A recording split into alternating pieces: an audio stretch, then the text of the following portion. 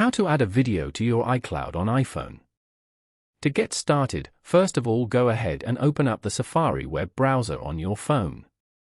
Here, go to the search bar and navigate to iCloud.com.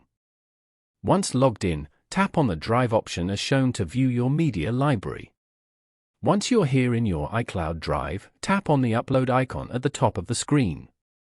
A menu will appear, and tap on Photo Library to select a file from your photos and videos. This will open your photo gallery. Here, scroll through and tap on the file you wish to upload. After that, tap on the check mark in the top right corner to confirm and begin the upload. The file will now start uploading to your iCloud Drive.